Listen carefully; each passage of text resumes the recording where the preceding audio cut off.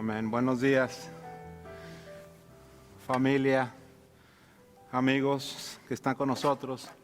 Vamos a abrir nuestras Biblias en esta mañana en la carta del apóstol Pablo a los Romanos.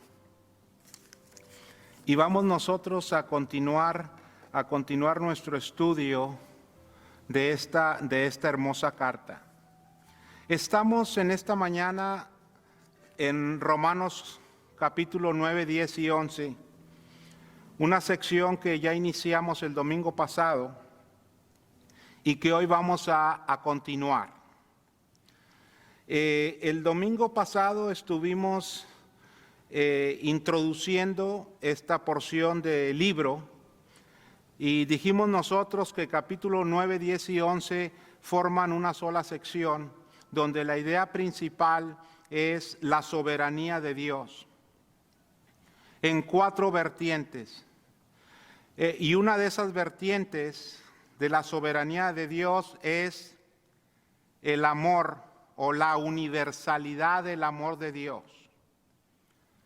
Y leímos nosotros Juan 3, 16 y versos siguientes, donde dice que de tal manera amó Dios al mundo.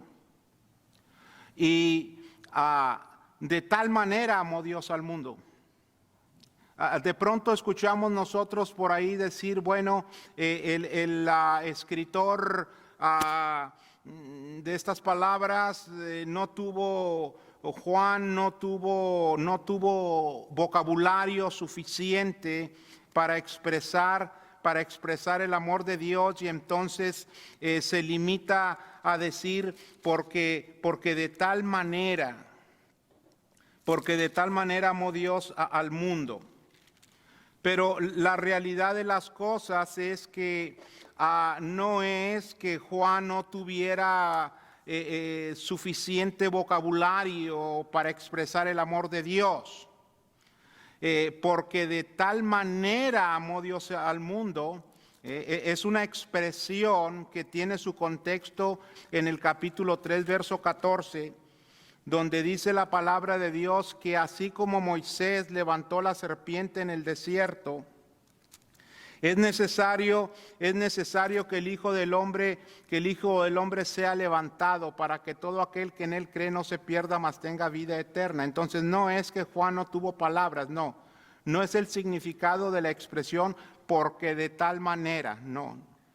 El significado de la expresión porque de tal manera lo entendemos cuando leemos el verso 14 y 15.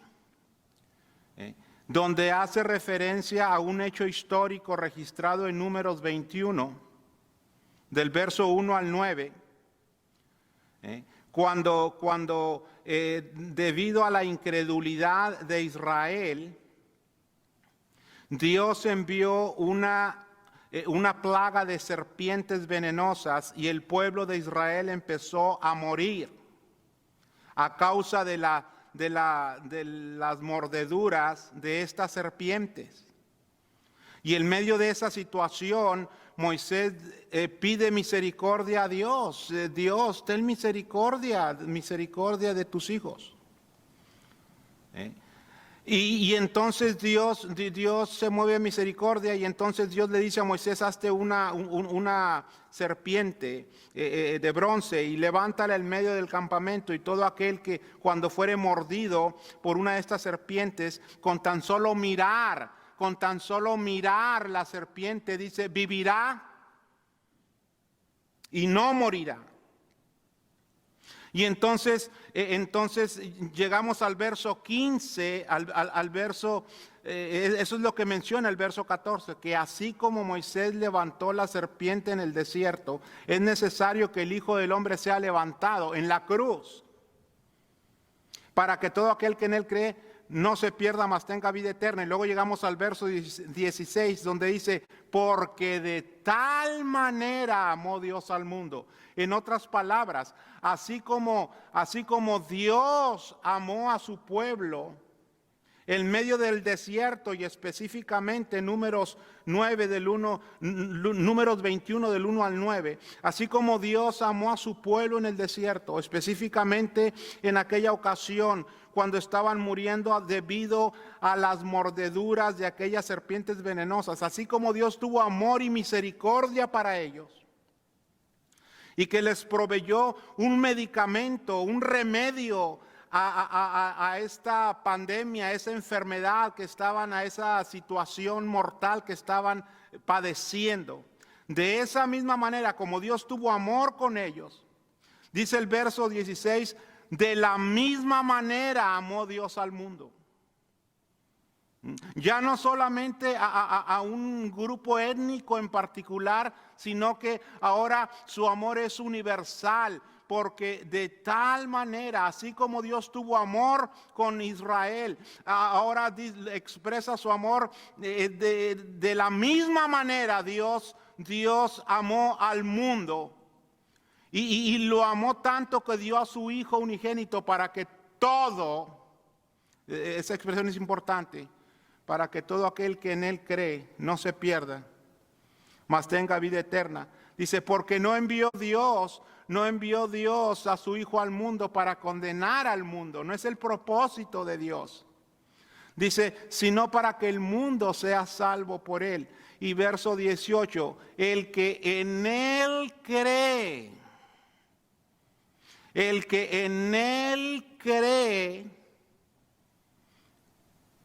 no es condenado, pero el que no cree ya ha sido condenado porque no ha creído en el nombre del unigénito Hijo de Dios. Dice, y esta es la condenación, que la luz, Cristo Jesús, vino al mundo y los hombres amaron más las tinieblas que la luz, porque sus obras eran malas. Porque todo aquel que hace lo malo, verso 20, dice, aborrece la luz y no viene a la luz para que sus obras no sean reprendidas. Mas el que practica la verdad viene a la luz para que sea manifiesto que sus obras son hechas en Dios. Entonces, vemos nosotros en la soberanía de Dios, en su primer vertiente, vemos nosotros la universalidad del amor de Dios.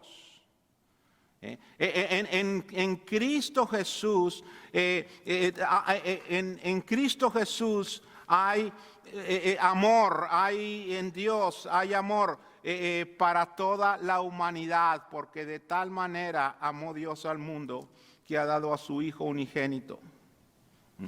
Entonces, nos adentramos, capítulo número 9, dice la palabra de Dios así: verdad os digo en Cristo, Romanos 9:1, no miento, y mi conciencia me da testimonio en el Espíritu Santo. Dice que tengo gran tristeza y continuo dolor en mi corazón, porque desearía yo mismo, dice Pablo, ser anatema, separado de Cristo por amor a mis hermanos, los que son mis parientes según la carne, que son israelitas, de los cuales son la adopción, la gloria,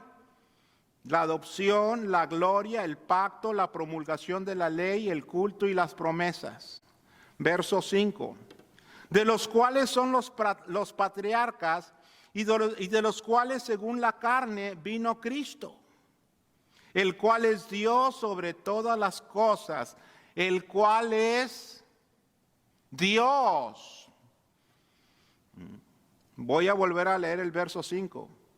De quienes son los patriarcas y de los cuales según la carne vino Cristo, el cual es Dios sobre todas las cosas, bendito por los siglos. Amén. En esta primer parte de Romanos 9, Pablo abre su corazón en dos aspectos. Primeramente, expresa su amor genuino por sus hermanos judíos. Tenía un amor genuino por su historia étnica, vamos a llamarlo de esa forma. Y es importante porque ustedes vean ahí las palabras del apóstol Pablo, ¿verdad? Donde expresa su amor. Tengo una gran tristeza y continuo dolor en mi corazón. Y él dice en el verso 3, él expresa en el verso 3 de una manera, usando una hipérbole. Es como yo personalmente pienso que Pablo utiliza este lenguaje. Es una hipérbole, está hiperbolizando, está haciendo una exageración para crear, enfatizar una idea. Él está diciendo, yo desearía ser anatema, separado de Cristo. Yo desearía, si fuera posible, si fuera necesario para que ustedes pudieran entender las riquezas, para que ustedes pudieran entender la profundidad, la sabiduría y de la ciencia de Dios. Si fuera necesario para que ustedes entendieran la riqueza y la profundidad de Dios, o el plan de Dios, si fuera necesario, para que ustedes lo entendieran y que gracias a ese entendimiento ustedes fueran salvos, si fuera necesario para que ustedes entendieran esas cosas, si fuera necesario, yo llegaría al punto de perder mi salvación, de ser anatema yo ante mi Señor. Si fuera necesario, yo lo haría por amor a mis hermanos, por amor a ustedes que son mis parientes según la carne. Que son israelitas, de los cuales son la adopción, la gloria, el pacto, la promulgación de la ley, el culto y las promesas. Pero vean ustedes lo que él dice ahí, tengo este gran amor. Y si fuera necesario me hago anatema, perdería mi salvación por ustedes, que son mis parientes según la carne. Entonces, permíteme decirte que es importante que nosotros respetemos, que nosotros honremos nuestro origen étnico. Amar, respetar tu pasado histórico, a tus padres, a tus abuelos, a tus tatarabuelos, y respetar lo que es todo tu equipaje histórico, honrarlo, no es malo. El apóstol Pablo aquí, él está expresando su amor, dice, por mis hermanos, por mis parientes, según la carne. Es importante nuestra identidad étnica, emocionalmente hablando, psicológicamente hablando, socialmente hablando, porque tú y yo jamás vamos a poder amar otras culturas, tú y yo jamás vamos a poder honrar y amar otras culturas, otros grupos étnicos, las costumbres de otros pueblos, sus historias, sus tradiciones. No vamos a poder nosotros honrarlos si no honramos primero nuestro propio pasado histórico, nuestra propia identidad. Ahora, es importante nuestra identidad étnica, sí, porque no somos un accidente, no fui un accidente yo. Tú no eres un accidente tampoco. Pero detrás de todo esto está la mano de Dios. ¿Por qué nací yo en el país que nací? ¿Por qué mi idioma natal fue tal idioma? No fue un accidente, no. Dentro del plan de Dios, dentro de la agenda de Dios, ya estábamos en el plan de Él. No fuimos un accidente. Y la razón por la cual Dios ama la diversidad de las naciones, de los pueblos, es porque es a través de esa diversidad que un día el evangelio va a llegar a todas las naciones. Gloria a su nombre. ¿Es importante la identidad étnica? Sí, es importante, pero permíteme decirte algo, estimado amigo, y no me vayas a malentender, y no te vayas a confundir, y no confundas a nadie. Es importante la identidad étnica, pero más importante que la identidad étnica es la identidad espiritual. Y lo explica el apóstol en el verso 6, 7 y 8. Porque sí, la identidad étnica es importante, porque es importante como seres humanos saber históricamente quiénes somos, de dónde hemos venido y dónde estamos. Es importante. Pero mucho más importante es nuestra identidad espiritual. Porque la identidad étnica carnal es temporal, pero nuestra identidad espiritual es eterna. Versos 6, 7 y 8 dice, no que la palabra de Dios haya fallado, y ahorita regresaremos a hablar de ese punto, porque no todos los que descienden de Israel son israelitas. En estas partes, versos 6, 7 y 8 del capítulo número 9, el apóstol Pablo está tratando el punto, yo creo, en esta sección del libro, el punto más sensible que tú puedas imaginar. Versos 6, 7 y 8 es un tema sensible, es un tema profundo, es un tema que verdaderamente dejó perplejos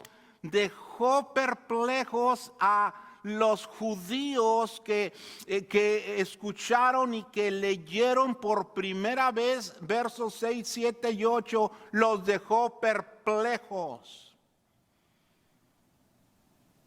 Pero como perplejos ha dejado a muchos desde ese día hasta el año 2020 que nos toca vivir, muchos están todavía perplejos.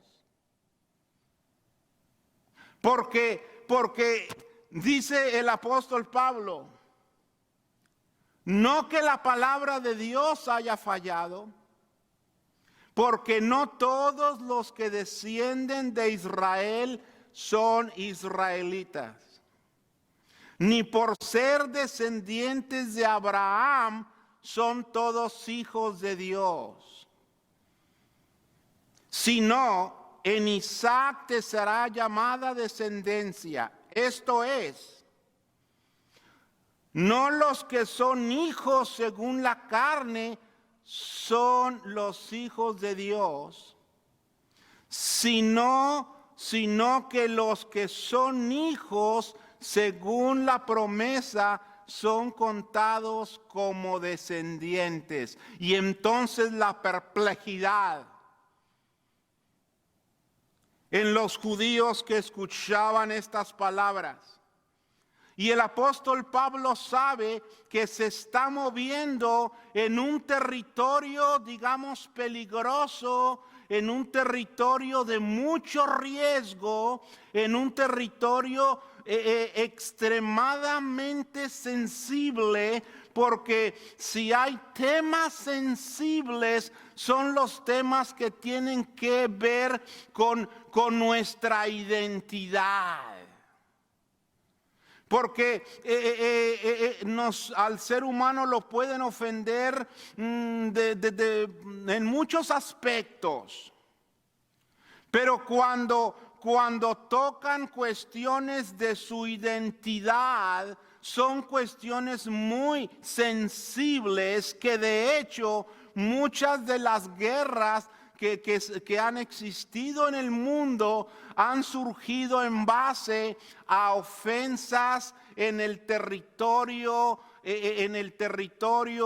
o en el ámbito o en el área étnica.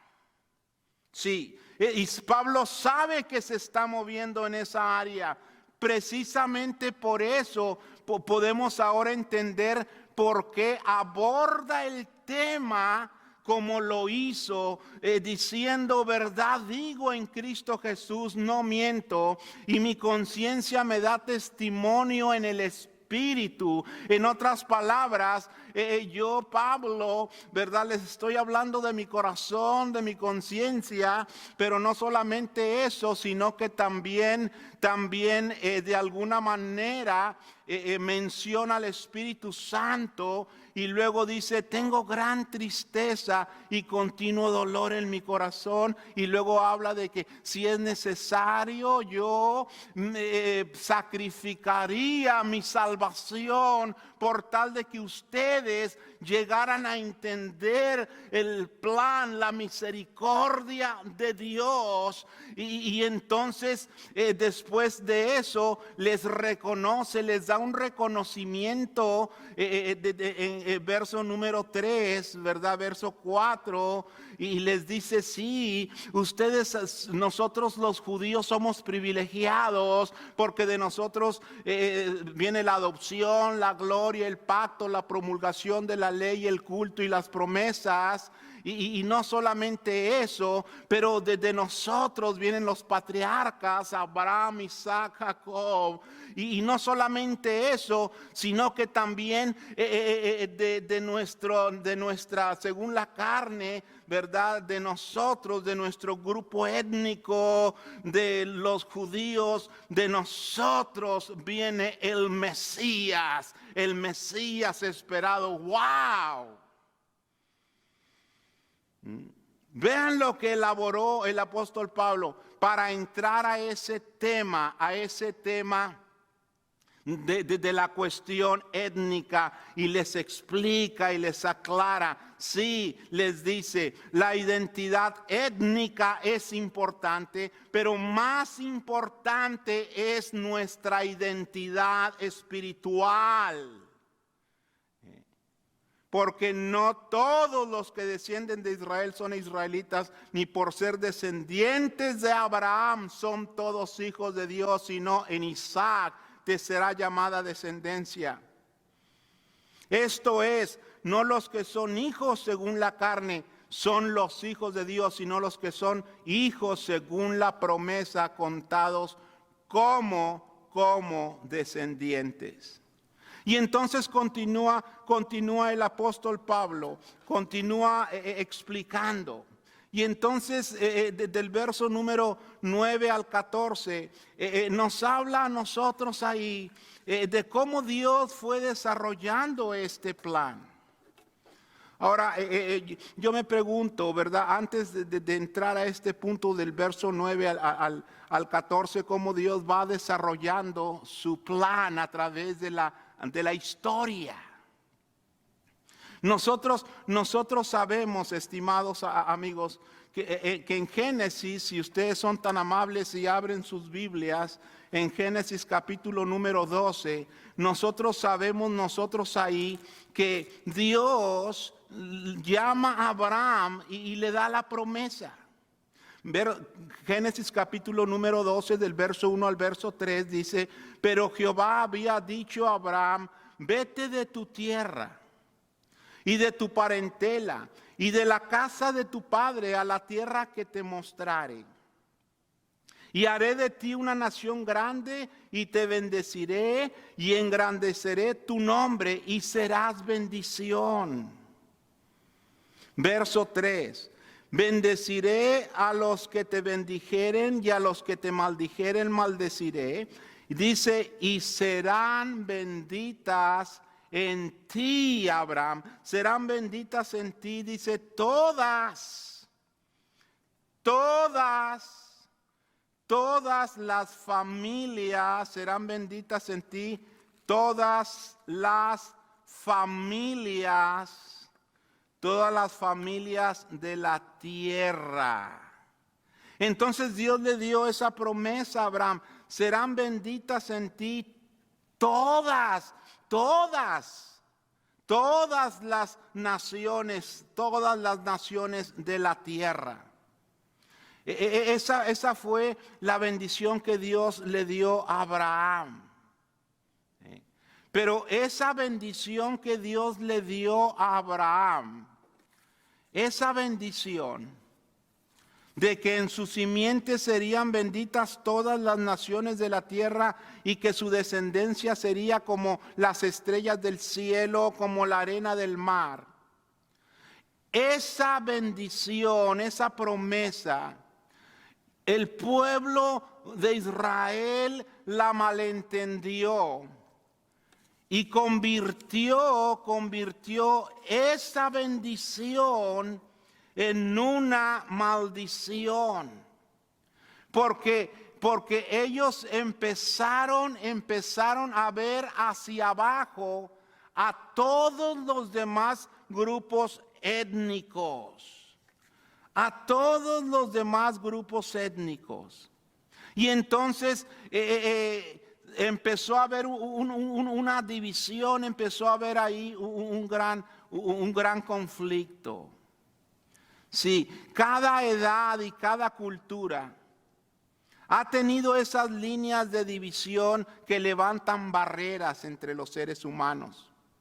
En los días del apóstol Pablo, la humanidad estaba claramente dividida en dos categorías: judíos y gentiles. Esta animosidad, esta hostilidad entre estas dos culturas no podía resolverse.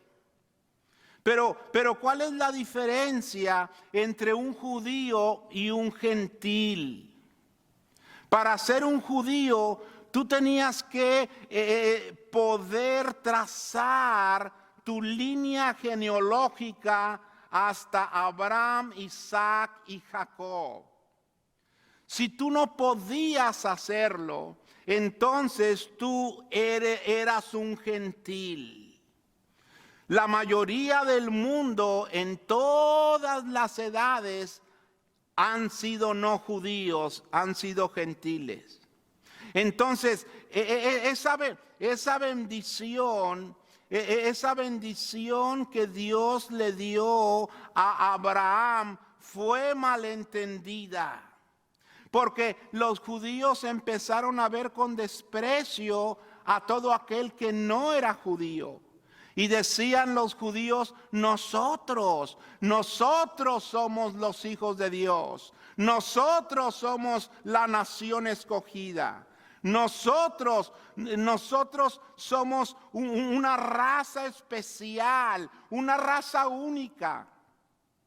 Porque Dios no trató con ningún otro grupo étnico. Dios no trató con mis antepasados, hablando personalmente. Dios no trató con los mayas, con los indios aztecas. No trató con los indios totonacas en la historia de México. No trató con los indios boricuas de Perú, los boricuas de Puerto Rico, con los incas del Perú, etc. Dios no trató con ellos. Dios trató exclusivamente con la nación judía, pero ellos tornaron ese privilegio en una maldición porque empezaron a ver a ver con desprecio a todos los demás grupos étnicos, porque no habían entendido que cuando Dios le dijo a Abraham, en tu simiente serán benditas todas las naciones de la tierra,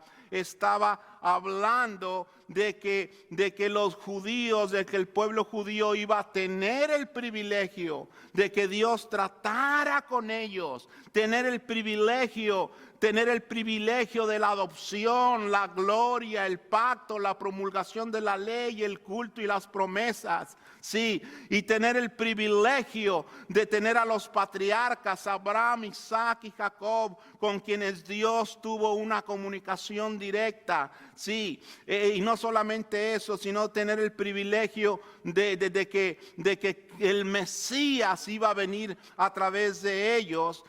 Todas estas bendiciones, pero con un propósito. Con el propósito de que un día, a través de la simiente de Abraham, porque le dijo, y en tu simiente serán benditas todas las naciones de la tierra. El propósito de todas esas bendiciones fue de que en la simiente de Abraham, todas las naciones de la tierra un día iban a ser bendecidas.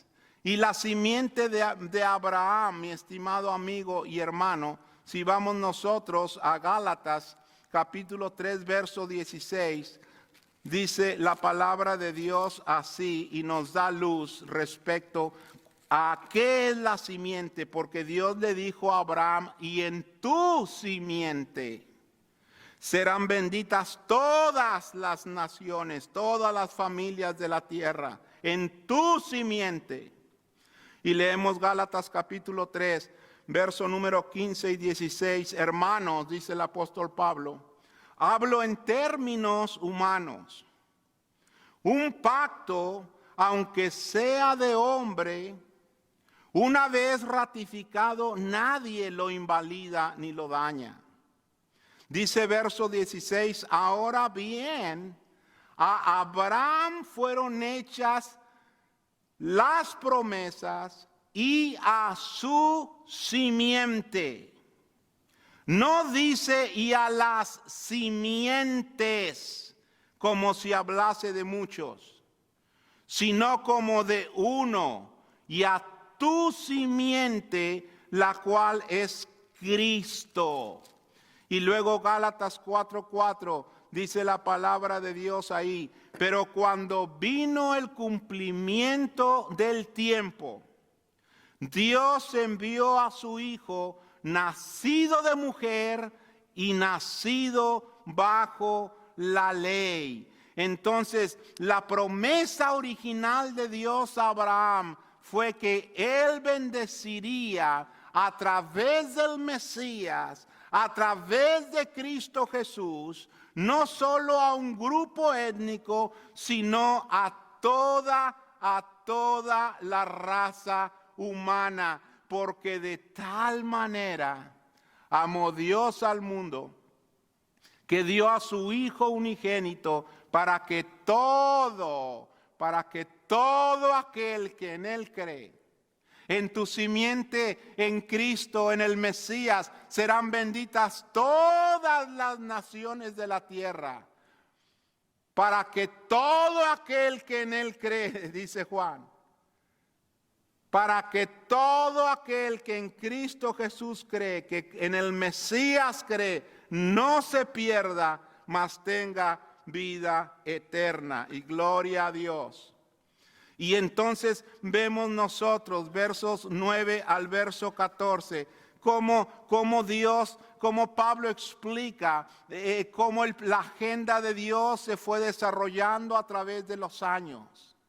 Sí, Génesis 12 del 1 al 4, Abraham tenía 75 años cuando Dios lo llama y le hace la promesa. Dice el verso 9, porque la palabra de la promesa es esta, por este tiempo vendré y Sara tendrá un hijo. Y luego habla también de Isaac y de Rebeca. Y luego habla también de Jacob y de Esaú. Abraham tenía 75 años cuando Dios le llama y le hace la promesa. Génesis capítulo 12 del 1 al 4. Y después esperó 25 años. 25 años para que naciera Isaac. Génesis 17, 17. Y entonces encontramos nosotros que pasaron, una vez que Isaac nació, pasaron 40 años para que Isaac se casara con Rebeca. Entonces sumamos 25 años que esperó Abraham para que naciera Isaac, más 40 años para que Isaac se casara con Rebeca. Hasta ese punto de la historia van 65 años. Y entonces Abraham está esperando. Primero esperó a que naciera su hijo, 25 años. Pero se mantuvo por fe, no dudando. Porque el que duda es semejante a la onda del mar. Se mantuvo con fe, esperando en Dios, en esperanza contra esperanza, y llamando las cosas que no son como si fueran. Romanos capítulo 4, versos 17 y 18. Entonces ya van 60 años, pero no solamente eso, sino que Isaac y Rebeca tuvieron que esperar 20 años más para que nacieran sus gemelos Jacob y Esaú.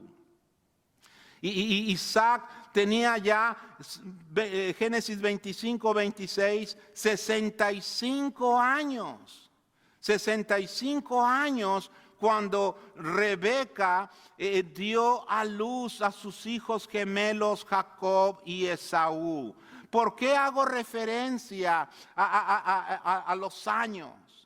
Porque muchas veces tú y yo nos desesperamos cuando estamos esperando las promesas de Dios. Nos desesperamos, y no 25 años, no 40 años, no 85 años, no. A veces días, semanas, meses nos desesperamos tanto. Pero te quiero sugerir, te quiero invitar en esta mañana para que, así como Abraham mantuvo su fe en Dios y se le conoce como el amigo de Dios porque caminó con Dios, se le conoce como el padre de la fe. Así tú y yo tengamos esa fe inquebrantable y que podamos llamar las cosas que no son como si fueran, y creer en Dios en esperanza contra esperanza, porque Hebreos 11:6, sin fe es imposible agradar a Dios. Amén. Entonces estamos ahí y vemos cómo el plan de Dios se fue desarrollando. ¿Y por qué Dios escogió? ¿Por qué Dios escogió a la nación judía para bendecir a todo el mundo? Por la soberanía de Dios, porque Él es soberano. Y tú y yo no podemos poner a altercar con Dios y decirle: Señor, ¿por qué tú no escogiste a los indios pieles rojas? ¿Por qué no escogiste tú a los indios apaches para que de allí viniera el Mesías? ¿Por qué no escogiste a los mayas, a los toltecas, a los aztecas del área de México y Centroamérica? ¿Por qué no escogiste, Señor, a los incas del Perú? ¿Por qué no escogiste, Señor, a los boricuas de Puerto Rico? ¿Por qué no los escogiste, Señor? Porque Dios es soberano.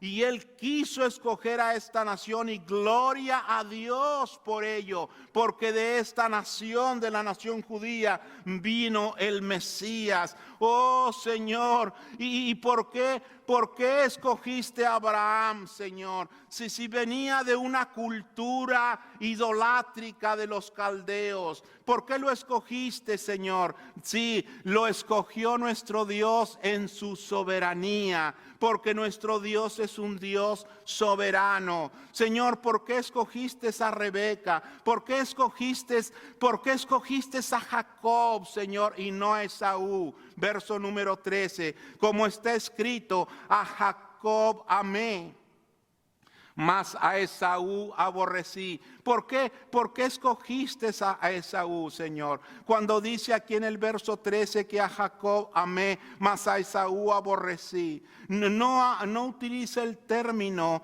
aborrecer en el sentido que tú y yo lo conocemos, sino en el sentido de preferencia. Señor, ¿por qué preferiste a Jacob y no a Esaú, Señor? ¿Por qué lo hiciste? ¿Por qué? Entonces tú y yo no somos quien para para altercar con Dios, porque servimos a un Dios soberano, que Él en su soberanía decidió amar a todo el mundo, pero también en su soberanía nuestro Padre Dios Él decidió mostrar su gracia a través de Abraham, a través de Isaac y a través de Jacob. ¿Por qué quisiste mostrar tu gracia, Señor, a través de ese linaje? Porque nuestro Dios es un Dios soberano. ¿Quién dice amén, mis hermanos, en esta mañana? Gloria a Dios. Entonces vamos a detenernos ahí.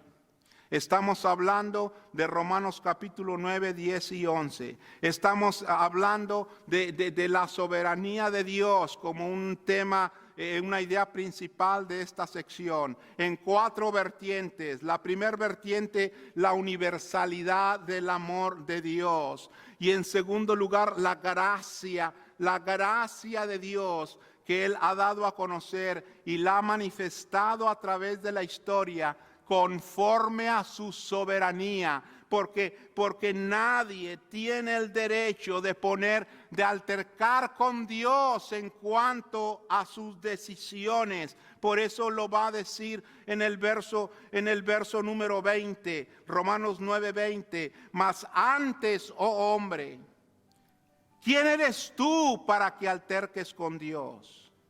Dirá el vaso de barro al que lo formó, ¿por qué me has hecho así? ¿O no tiene potestad el alfarero sobre el barro para hacer de la misma masa un vaso para honra y otro para deshonra? Que Dios bendiga su palabra en esta mañana, estimados amigos. Y esperamos en Dios poder continuar recorriendo estos hermosos pasajes de la Escritura de la mano de Papá Dios, de la mano de Dios Hijo y de la mano del Espíritu Santo. Y oramos, Señor, gracias, Padre. Gracias por tu amor, gracias por tu gracia, Señor, que la has querido manifestar de una manera especial y única, Señor. Y reconocemos que eres un Dios soberano, Señor, que tú has decidido amar al mundo y has decidido unir a toda la humanidad en una familia a través del Mesías, de Cristo Jesús. Gracias por todo, Señor, en el nombre de Jesús. Amén. Que Dios les bendiga.